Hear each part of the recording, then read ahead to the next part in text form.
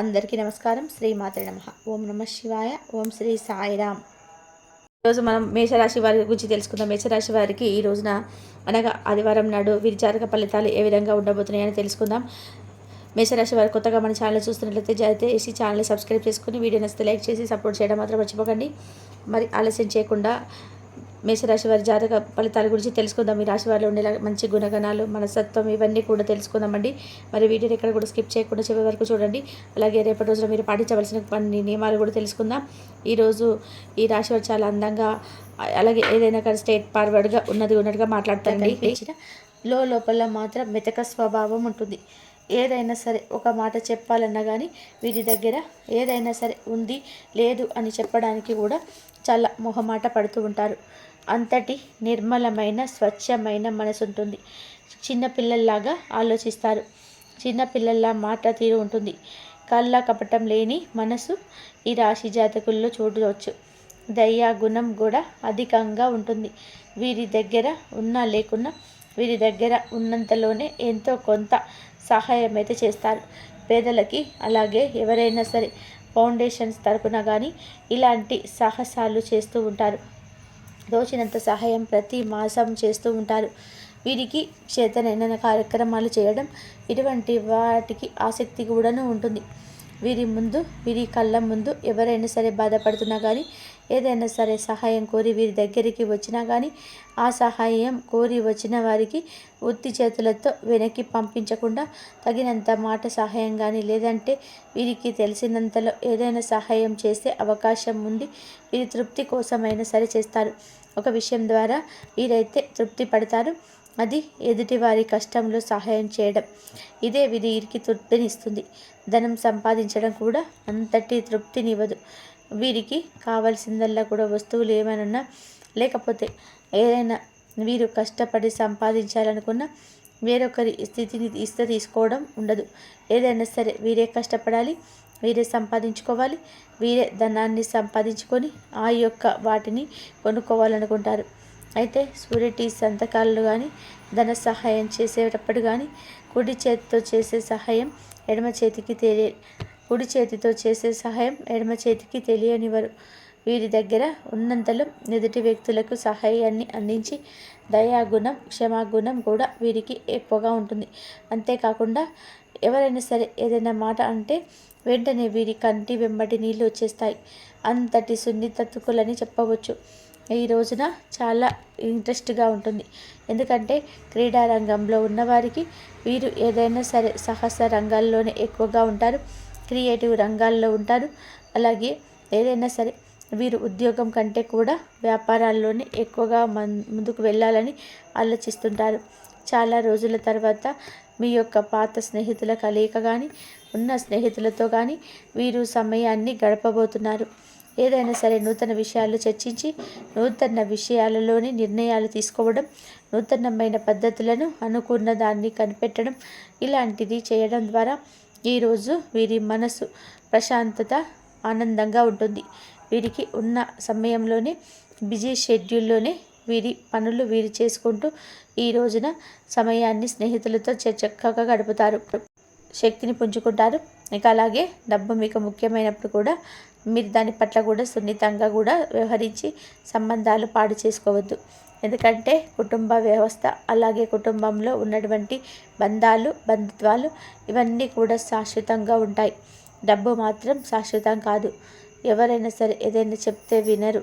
అలాగే పెద్దలు కానీ చిన్నవాళ్ళు కానీ లేదంటే చుట్టూ ఉన్న శ్రేయభిలాషులే కావచ్చు, మీకు సంబంధించిన ఏదైనా సరే ఒక మంచి మాట చెప్పడం వల్ల మీరు ఆ మాటను వింటారు కానీ దాన్ని అమలుపరచడం మాత్రం కొంచెం నిర్లక్ష్యం వహిస్తారు. ఇలా మీరు మీ యొక్క నిర్లక్ష్య వైఖరి వల్ల తల్లిదండ్రులను అలాగే బంధుమిత్రులు లేదంటే మీ యొక్క శ్రేయభిలాషులు వీళ్ళందరినీ కూడా కొంచెం బాధ పెట్టిన వారు అవుతారు. అంతేకాకుండా వారి మనసులో కూడా ఆందోళన రేకెత్తించే విధానంగా మీ ప్రవర్తన ఉంటుంది.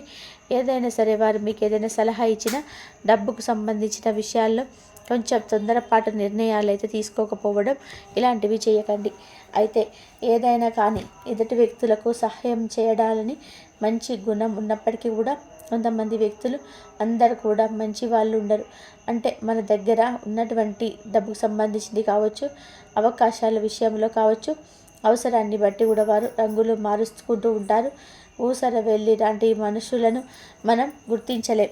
మంచి వాళ్ళు ఎలా అయితే ఉంటారో అలా ఇటువంటి వారు కూడా మన చుట్టూ ఉండడమే కాకుండా మనల్ని దెబ్బతీయాలని చెప్పి, మన ఎదుగుదల చూసి మనం ఏదైనా సరే బాధపడితే చూడాలని చెప్పి చాలామందికి ఉంటారు.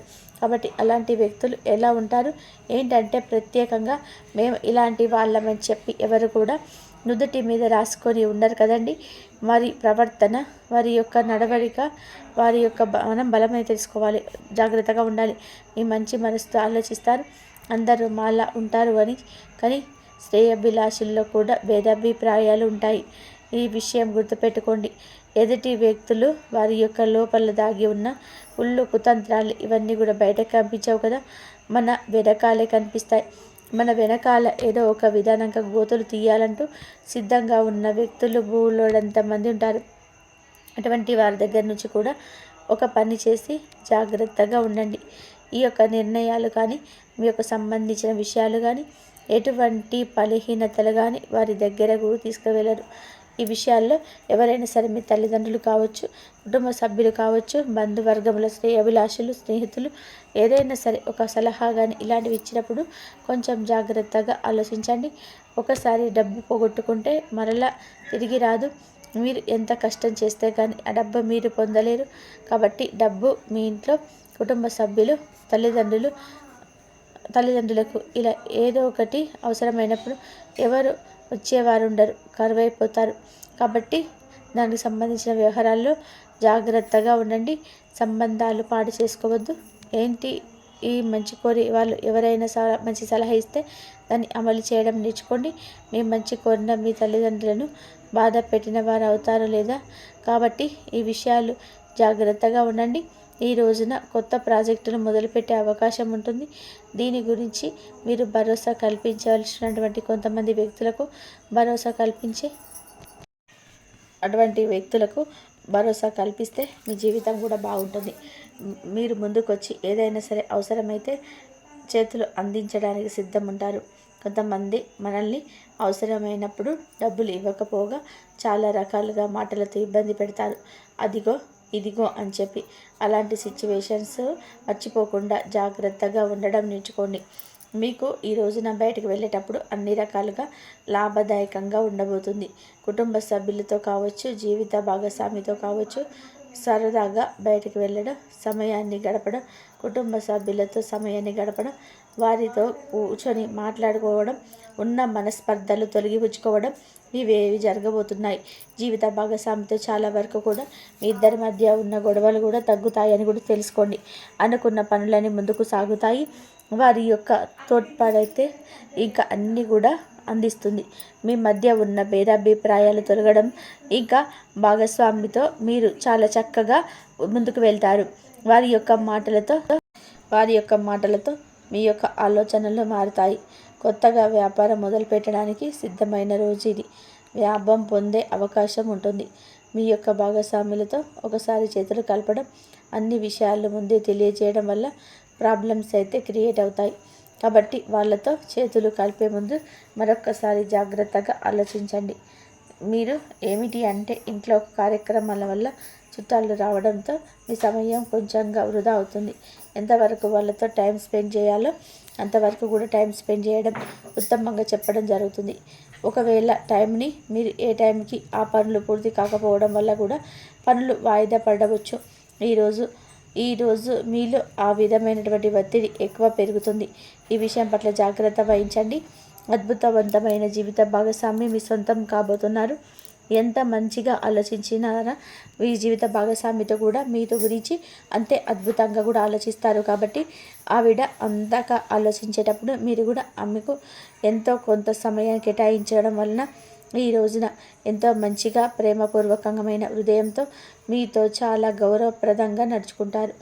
ఈ రోజున చేయాల్సిన పనులు ఏమిటి అంటే, భైరవుడి యొక్క ఆలయం మీకు దగ్గరలో ఉంటే కనుక ఆ ఆలయానికి వెళ్ళండి. దగ్గరలో లేకపోతే శివాలయానికి వెళ్ళండి. పాలు సమర్పించండి. ఇలా సమర్పించటం వలన దోషాలు ఉంటే ఏమన్నా తొలగిపోతాయి. శివయ్య అనుగ్రహం కలుగుతుంది.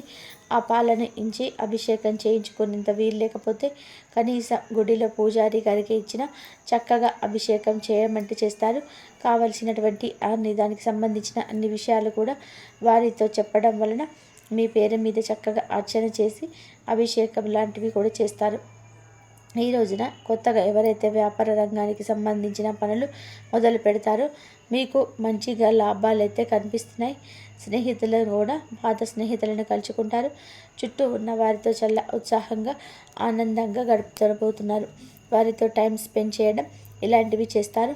ఈ రోజున సాయంత్రానికి ఒక మంచి శుభవార్త అయితే మీ ఇంట్లోకి, మీ ఉద్యోగానికి సంబంధించినటువంటి, మీ రంగాలకు సంబంధించి, వ్యాపారానికి సంబంధించి ఒక వార్త అయితే వినాలని చెప్పి ఎదురు చూస్తూ ఉంటే ఒక మంచి శుభవార్త అయితే ఈరోజు సాయంత్రానికి అయితే ఖచ్చితంగా కూడా వస్తుంది.